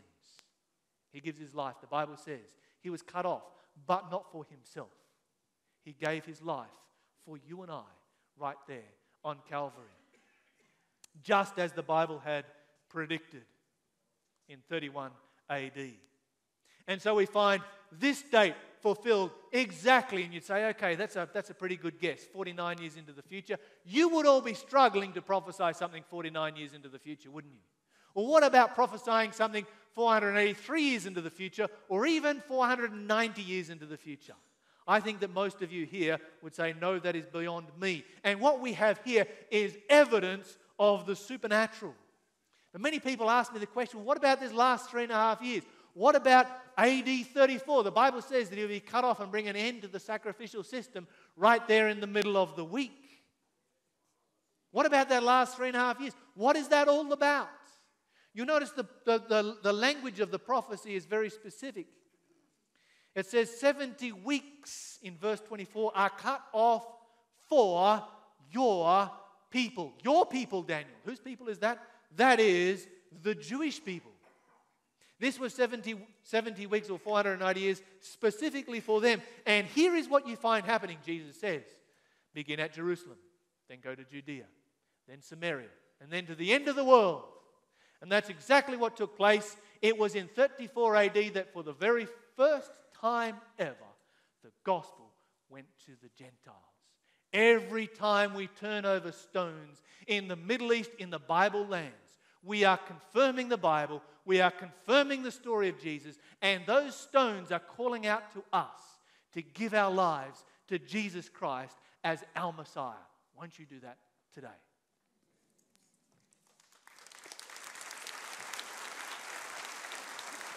Thank you very much, Lyle. Now, we've had a number of questions come through, and I'll start with perhaps a bit more general and then get a bit more technical. What about people who use Bible prophecy to put specific dates on events in our time? Yes, this is a very good question, and it would.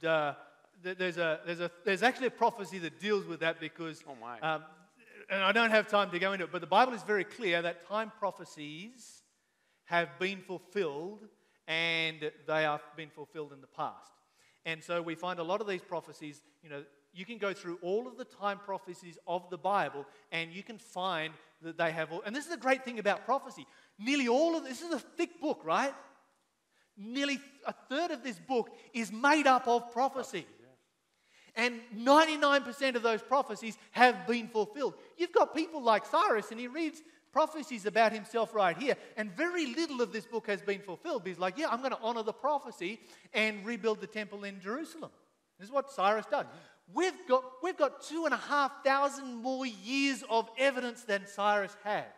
And so, yes, most of those time prophecies, all except the 1,000-year prophecy, time prophecies have been fulfilled. I'd be happy to look at any of the ones that you'd like to look at in particular. The thing that I find is that everybody who is looking for these prophecies to be fulfilled in the future is typically looking for a date for the return of Christ. And the Bible says no one knows the day or the hour. And so the moment that you come across somebody who has a date for the return of Christ, and there was one, I think, 2 days ago, and I think that was from, they've been changing it over the last fortnight. As it sort of, each one fails, they keep pushing it off a little bit more. And so I'm assuming, I haven't heard the latest, but I'm assuming that the 31st of October has now been rescheduled for, I don't know, somewhere soon. Thank you. What is a good place to find the latest ongoing discoveries from archaeology that may be relevant to Bible history? Yeah, I'm part of an email group from Archaeological Diggings, and I get up-to-date information through what used to be the Diggings magazine on a regular basis, and that's probably my primary source of where I start, because they'll have all of the latest discoveries there that then start me on a search of finding out more. Why do you date, this is a bit more of a technical question, why do you date the messianic prophecy from the decree of Artaxerxes when it was the decree of Cyrus on the cylinder in the British Museum? Ooh, somebody's been digging here.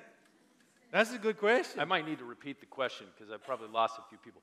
Why do you date the messianic prophecy from the decree of Artaxerxes when it was the decree of Cyrus on the cylinder in the British Museum? And we looked at that very quickly there, that decree. Okay, so we look at a lot of these things with a very Western mindset. And, if you go and buy a house, you'll say, hey, I bought a house the other day, and you're really excited you bought a house. Well, you didn't actually buy a house. The bank bought a house, right? Yeah. When do you buy that house? 20 years in the future when you pay it off, right? Hopefully. That's the plan, isn't it? Okay? All right, so if you look at it from a Middle Eastern perspective, of course, particularly historically, they wouldn't say, I bought a house until they have finished it. So when you come to the completion of it, That's when you say it has come into effect.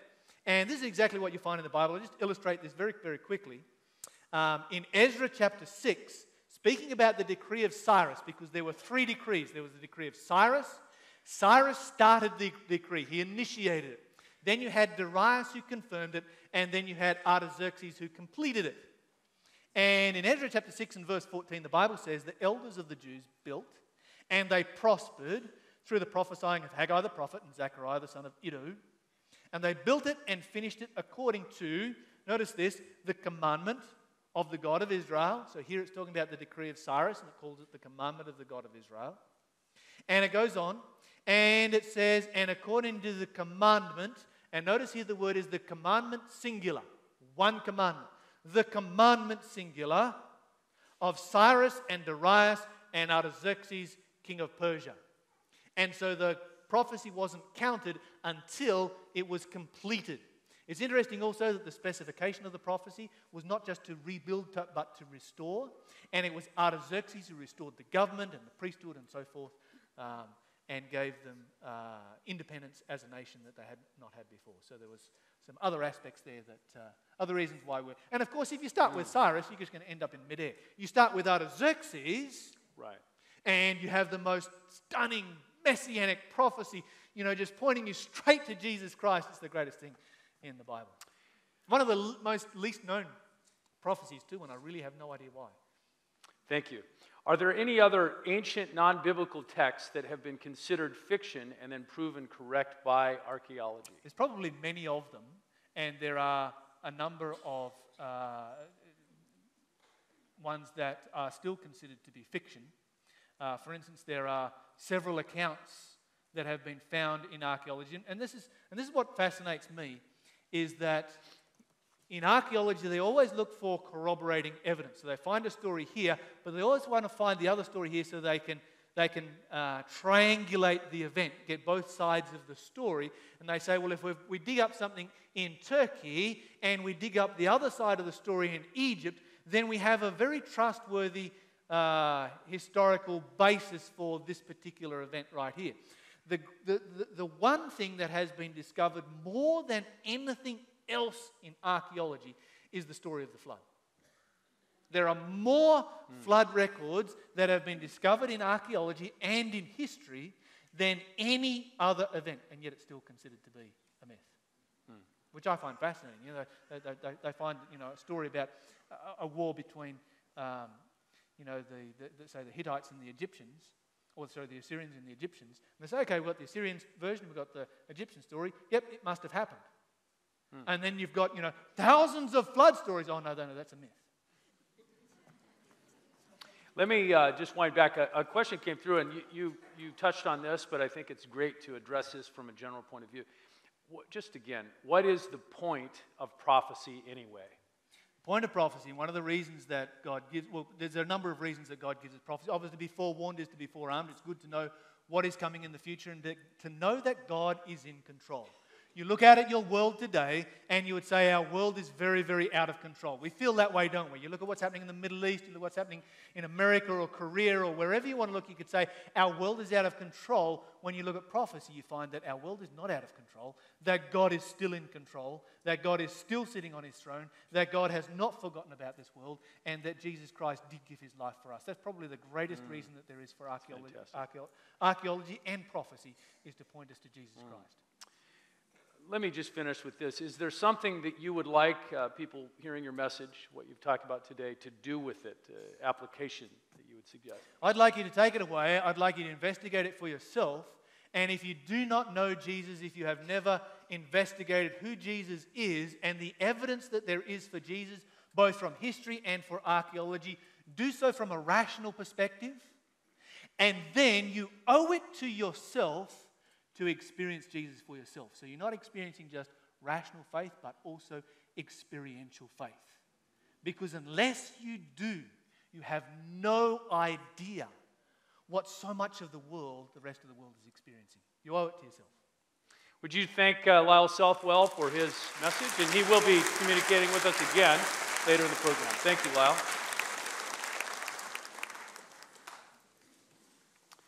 Our next speaker has addressed audiences from Papua New Guinea to India, from Russia to the United States, and of course all across Australia and New Zealand. One of the things he's most proud of is that his career began much the same as the one he often speaks about, as a tradie. He worked as a foreman of a construction crew on the Sunshine Coast before studying theology at Avondale College. Audiences big and small relish hearing him comment on world events, religious, political history, and how to lead with courage. Ladies and gentlemen, please welcome Justin Lawman.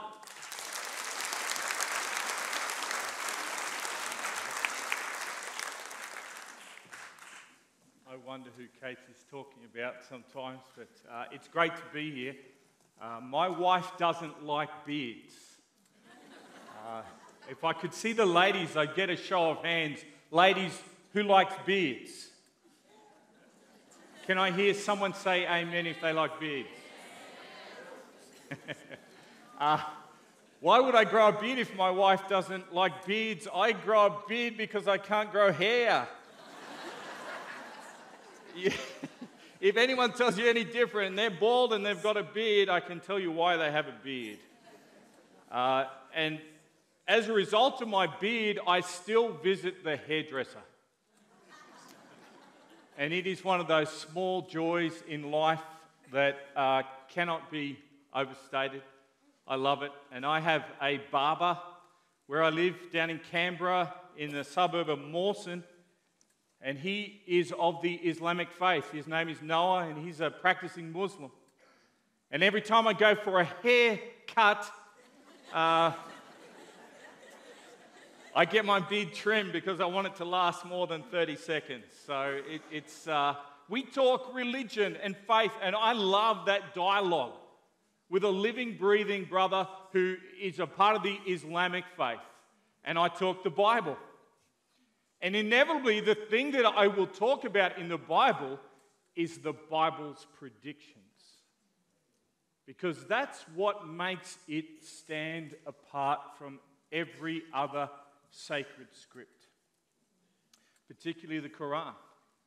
And Noah is extremely interested in what is happening in the world, and he'll ask me, "So, Pastor, what's happening?" And I tell him. And I have to say that as a young man, they've emphasized my working class background, working with the guys that I did at that civil engineering company. And when I got converted, when I gave my life to God and He flooded into my heart, they had a lot of questions and many more jokes. They called me the 7-day bike rider. I don't know how I got that, but they would ask me questions, and I quickly learned the thing that convinced me also convinced them, and that is the predictions of the Bible. You've been hearing about lots of them. In my few minutes with you today, I want to talk about what is happening in the world today in light of Bible prophecy. That's such a vast topic. I could have gone lots of places, so I want to land very quickly in Europe. You'll see on the screen the symbol of the separation of Britain, the Brexit with the rest of the EU. I got asked to speak on that, and they said, "What's happening in Europe? Does the Bible say anything about Europe? Is it just, is there any relationship?" I think Australians don't take this book seriously because they think it's just about old stuff. The book of Revelation brings us down to our very day, and we can find our place in history. On the screen is Time magazine, where they declared the decline and the fall of Europe in 2011. Europe is getting flooded with migrants. They have the population's decreasing, it's not increasing with the natives, and so they're relying on that. And people are very concerned what's going to happen. I want to give you just a brief snippet of Bible prophecy as it relates not from ancient times, but to things that are current. And in order to do that, I want to go to the book of Revelation. Now, the book of Revelation freaks out many Christians. That picture is enough to freak you out. If that lady knocked on your door, you should close the door. But she's there in all her glory in the book of Revelation, in the 17th chapter of Revelation.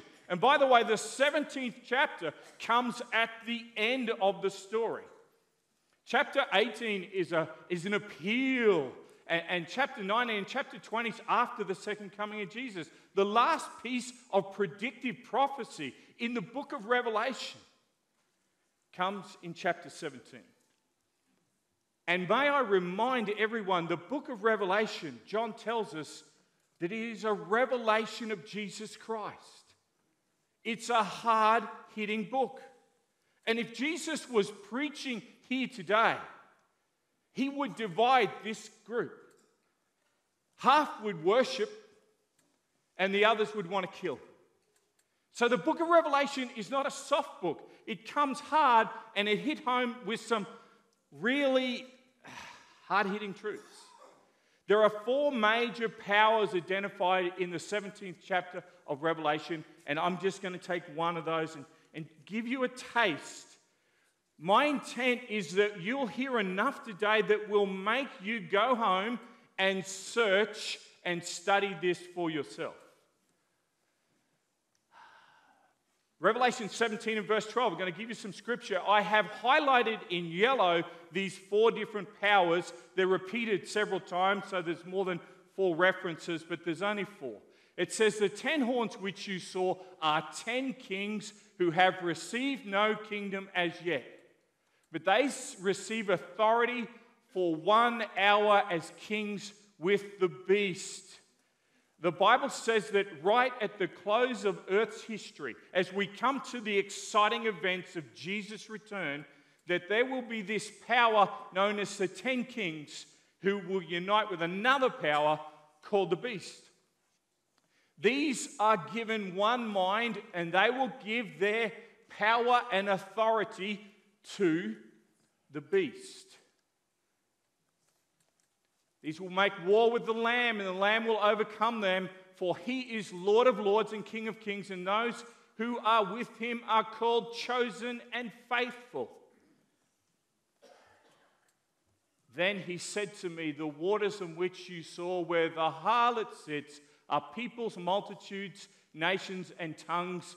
And the 10 horns which you saw on the beast, these will hate the harlot. They will make her desolate and naked and eat her flesh and burn her with fire. For God has put into their hearts to fulfill his purpose, to be of one mind and to give their kingdom to the beast. This is such a riddle. People say, how can you understand that? One clergyman in England said that John must have been drunk when he wrote that. He wasn't drunk, as we're going to see. And the woman whom you saw is that great city which reigns over the kings of the earth. It is given in symbolic language, but there are 4 characters identified that will play a part in the closing scenes of Earth's history. What are the 4? The first is the 10 kings or the 10 horns. The next is the beast, and then the lamb, and then the woman, also known as that great city. She's also called a nasty name, the harlot. What does all that mean? I have no time to tell you all of it, but I want to show you how you'll take a Bible and let it identify for you what's been spoken about. You don't need a preacher. You've had some of the best in the country today, and they got me as well. But the 10 kings is what I want to spend a little bit of time with you today trying to identify. Let me give you a crash course in Bible prophecy. The greatest and the most foundational prophecy is found in the 2nd chapter of the book of Daniel, this Old Testament book. Daniel chapter 2, where King Nebuchadnezzar dreamed a dream, this Babylonian king, and the prophet Daniel explains to him the dream of this metal man made of gold, silver, bronze, iron, and then his feet are both iron and clay. Now, Daniel repeats this prophecy for us, God gives him a second vision, and it's found in Daniel chapter 7. And we get far more detail. You're on a crash course. What's the problem with a crash course? You crash right afterwards. So let's do a crash course. The Bible tells us in Daniel chapter 2 to the king of Babylon, he says, you are the head of gold. And the parallel, the four kingdoms that are identified in prophecy is given as a lion with wings of an eagle in Daniel chapter 7. I'm sorry that I have to rush, but this is important for you to know. This prophecy was given to the prophet Daniel in the time of Babylon, and Daniel looked down the corridor of history and he saw our day. People will sometimes say, hey, Pastor, wasn't that made up afterwards? And we would say, no.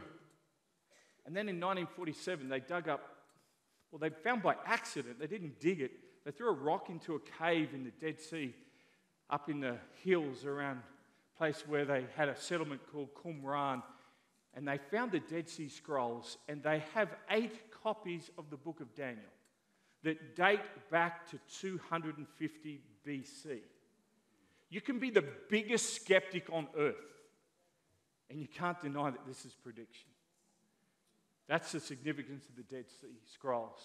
After Babylon came a chest and arms of silver, and that's the power of Medo-Persia. It's symbolized by a bear. The bear gives more details. He's raised up on one side because it's Medes and Persians. There's 2 arms. It's a coalition. And the bear has 3 ribs because he destroys 3 other nations. After that is Greece, bronze. And then the leopard with 4 heads. There's 4 kings that follow in Greece, and it moves very fast. And then there's Rome, and after Roman, it's an iron power, and it's described as a dragon or a nondescript beast for us. But at the end of that, there are 10 toes and 10 horns. The 2 prophecies parallel. So this helps us identify when Revelation says the 10 kings or the 10 horns, who they are. We know that after the Roman Empire came to its end, it broke up. And it broke up basically into 10 different kingdoms. We call it today Western Europe. And so whenever you hear about the 10 kings or the 10 horns in my crash course, I'm telling you today that it's Western Europe. And in Daniel 2, it says after that last kingdom of iron, it says in the time of those kings, that's the 10 toes. The God of heaven will set up a kingdom. You know what excites me? I don't live in the time of the Roman Empire. I don't live in the time of Greece. I live in the toenails of the image. There's a lot of things happening in the world. They have great significance. In Daniel 7, it says, the 10 horns out of this kingdom are 10 kings. The Bible has identified for us this mysterious description in Revelation 17. It's given us the identification of the first of those 4 characters. It gives us all of them. They're mentioned again in the Bible in Revelation 12 and verse 3, in Revelation 13 and verse 1, and in Revelation 17:12, the verse we read. 5 times in the Bible, you get 10 kings, 10 horns. It is always Western Europe. Without fail. I don't have time to give you the rest.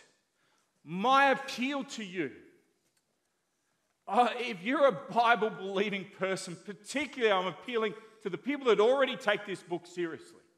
If you don't know what these prophecies are, it's time to find out. Let me give you, again, we're going to go real quick, the 10 kings of Western Europe. The beasts I'm not going to identify for you. I could, but I need another hour. Because I don't want to leave you with a partial truth. Go and study Revelation 13 and verse 1.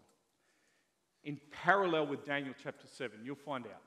The Lamb, of course, is Jesus our Saviour. And the woman is known as fallen Christianity.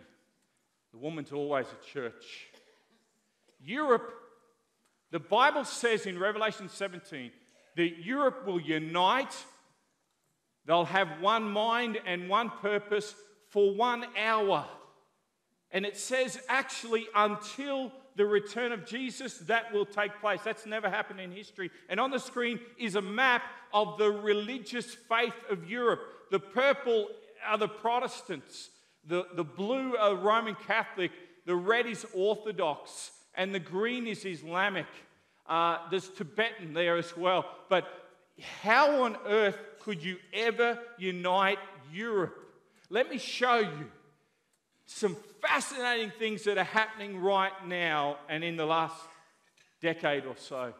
This is a poster when the European Union was formed. It was the Economic Community at first, and then it became the EU. That poster is from a biblical story. Does anyone want to yell out what that is a picture of? It's the Tower of Babel, where God, in the book of Genesis, confuses their tongues. And in order to promote their new union in Europe, they used something that was against what's happening, in defiance. And down in the bottom corner, if you have a look, it says, Europe, many tongues, one voice. It's a play on what happened in Genesis, where God confuses their languages so they don't have one voice. They're saying, we'll do just fine. In fact, they took this so seriously that poster, an architect, when he built their headquarters in Strasbourg, he designed their headquarters on the Tower of Babel. Of course, that's just a coincidence. No, it's not. I don't have the picture. You can Google it. Out the front of that is a woman riding a beast. The birth of Europe happened that way in their mythology, and so they actually have a woman riding the beast out of front of the Tower of Babel as the headquarters for the EU. And you can see the poster and the building itself, they just mesh right in. That's what the architect did. When they joined the EU together in 2004, the British Prime Minister down the bottom is signing the Constitution. They didn't go to that headquarters. They went to the ancient capital of Europe. They went to Rome.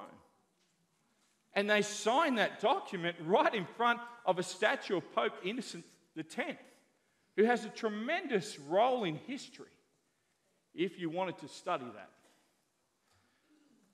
People say, Pastor, Islam is posing such a danger. How can we handle this? It's politically a time bomb at the moment. I just want to say today that I'm not into terrorism and the things that are happening there, but I think there's bigger things at play. There's bigger things at play. And what's happening in Europe right now with this terrible Islamic extremists that are attacking and pillaging. That just this last week, we get another attack. There's just one in New York. It's happening everywhere. We hold our breath in Australia. We've already had a few. Are there going to be bigger ones? And the whole time, our liberties and our freedoms are being removed, and the world is being herded down into one little corner. And Europe, that place where they'll never unite, they fight just because they can fight. That Europe, with all these diverse faiths, with all these diverse beliefs, how on earth could you get them to come together? And I want to say that the extreme strand of Islam is actually doing that for them. And it's not a coincidence. I know I'm saying this is cooked up by the CIA. I want to tell you that God is in charge of history. God is in charge of history. And my friends, we live at the end of it. In Revelation chapter 17 and verse 17, it says, "For God has put into their hearts to fulfill his purpose, to be of one mind and to give their kingdom to the beast." I want you to notice the last words in that verse. "Until the words of God are fulfilled, that is to the end of time. That is the second coming of Jesus. My friends, we live in amazing times. The Bible has shone a spotlight down the corridor of time to our very day. This is not just an ancient book. This is not just ancient prophecies fulfilled in the past. This is happening still and will continue to happen with greater force. This is time now to study it. God bless you.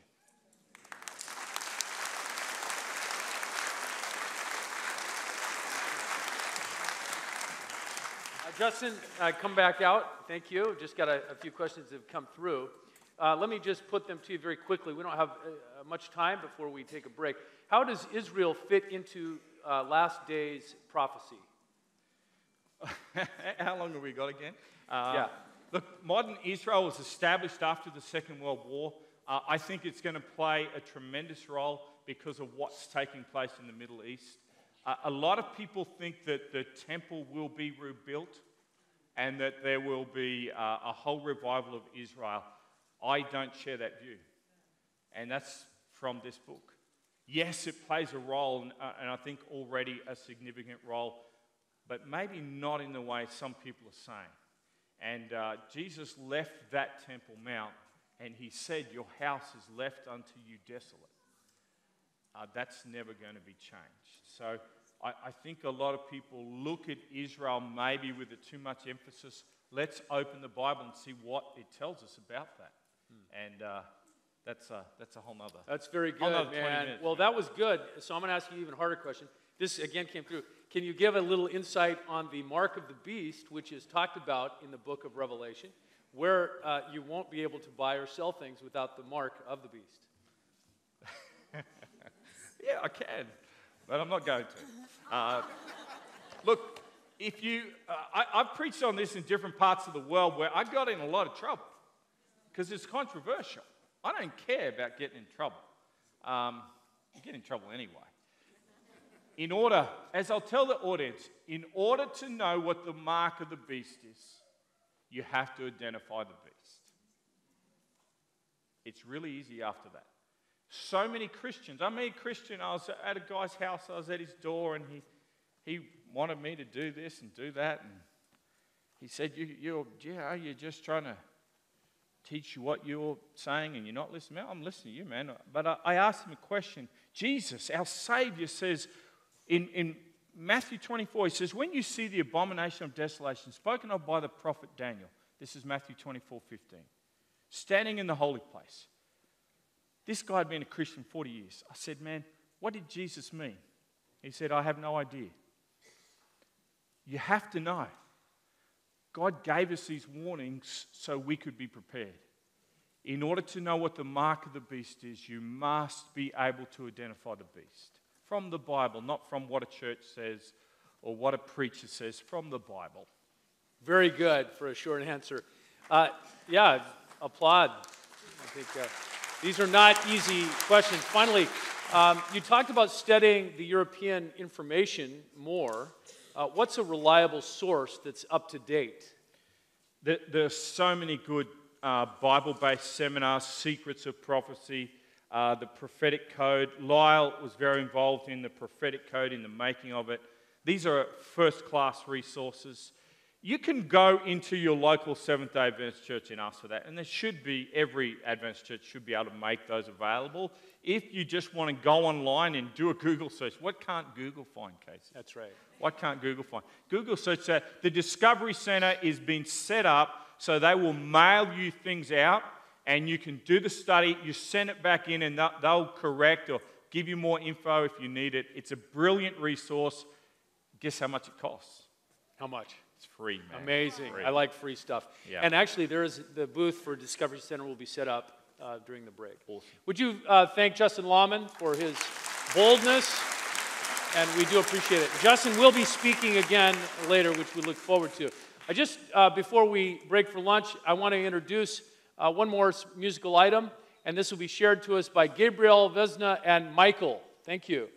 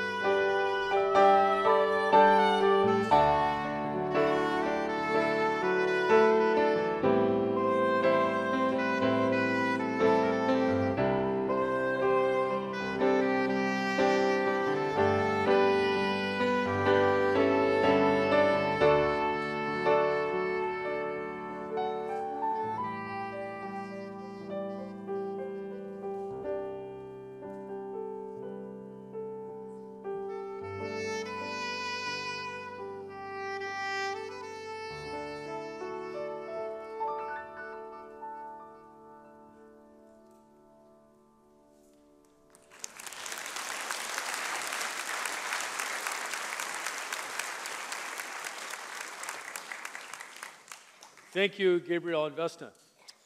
Well, what an amazing morning, and we've only just begun. Once again, if you'd like to speak to Lyle or Justin personally, they will be at the speaker's booth for the next 10 to 15 minutes. I just need to give a little bit of a teaser for this evening's film. We are going to be staging a preview, a premiere of a film called Kingdom Come. Do we have, here we are, yes, official pre-screening.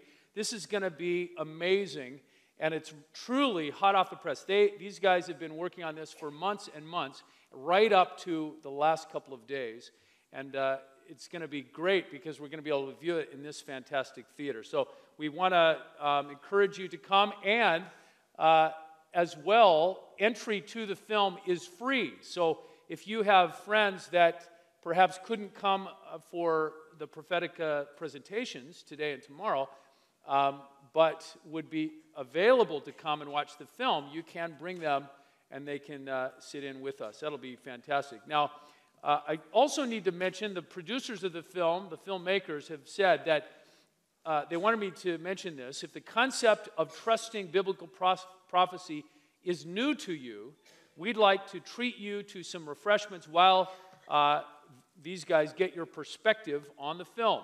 And that'll happen in the lounge bar upstairs directly after tonight's film. So once again, if the whole concept that you've been hearing this morning, if it's new to you, the idea of trusting biblical prophecy, if that's a new idea to you, a paradigm, we want to hear from you, particularly as it relates to this film. Now, at this time, we'll be taking a 2-hour lunch break, which should give you plenty of time to head over to the BYOF, Picnic in the Park. You know what BYOF stands for? Bring your own food. Hopefully, you've planned accordingly. If not, Ross Grant told me in the break that there's nothing like occasionally fasting to reset your immune system.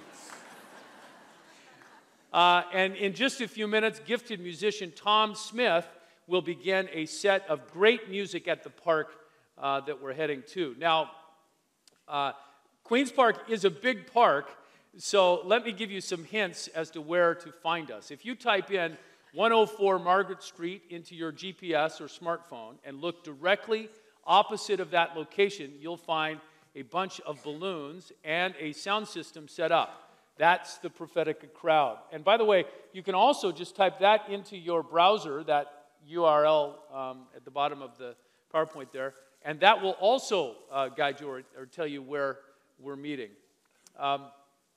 It's about a 700-meter walk from here, so make sure that you give yourself plenty of time to get back by 2:30 sharp. Don't be late, because we will launch right into one of the most compelling stories you have ever heard from two-time gold medalist Rome Julia. Looking forward to having you back, and maybe I'll see you at lunch. Bless you.